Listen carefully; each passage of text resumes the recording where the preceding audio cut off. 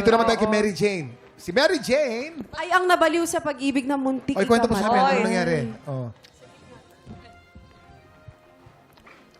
Ano nangyari sa'yo, Mary Oo, Jane? medyo ano Paano to, ka- mabigat. Nabaliw sa Nabaliw. pag-ibig, muntik ikamatay. Mabigat Paano to, nangyari yan? ha? Meron po kasi akong karelasyon before, Oh. 5 years po kami. So, meron siyang naging ka-work na kilala niya, 1 month pa lang po. Tapos naging sila. Ay, na-inlove. Opo. Paano muntik mong ikamatay yung nangyari sa'yo?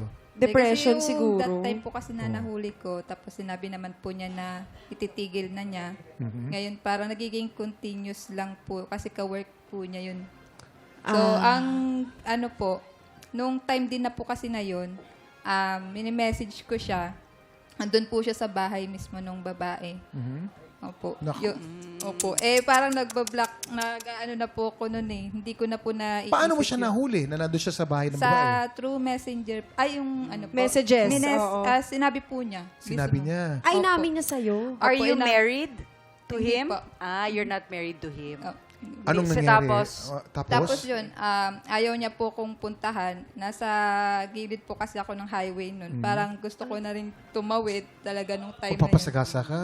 Opo, Ito, parang naku, ganun. pasintabi po sa They're mga not nanonood. worth Ano po? it. Ito He's po ay not pinagdaanan worth it, po niya. darling. Ngunit huwag po nating pag-isipan ng ganon para sa, lalo na sa kabataan. Ano? Correct. Totoo. So, paano ka naman nakarecover dyan sa nangyari sa'yo? Nung time po na yon, nagpapasalamat din po ako kasi siguro way na rin po ni Lord yun. Kasi nung time na tatawid na po ako nung time na yon, may biglang kumalbit sa akin sa Sino likod naman yung ko. kumalabit? So, may nakakilala po. Pero hindi niya po Wala alam siyang idea na- sa mangyayari. Oo, na may mangyayari sa plano po ganun. mo. Tapos bigla niya ako kinamusta. Yun, umiyak po ako. Nagulat po siya, ba't ako umiyak? Grabe, Ano ka, Parang nakapag-express ka. naimasmasan po ako nung time. Ay, ang galing. Lord, Grabe. galing, Lord. Blessing in Napakagaling disguise. nun. It's God's way of Oo, telling pero you. sa lahat ng nangyari that- na ito sa'yo, Ate Mary Jane, ano yung naging pinakamalaking lesson niya? Siguro, ano na lang po, magtira ka para sa sarili mo. Pag nagmahal ka, wag niyo pong Huwag mo itotodo. iwa 100%.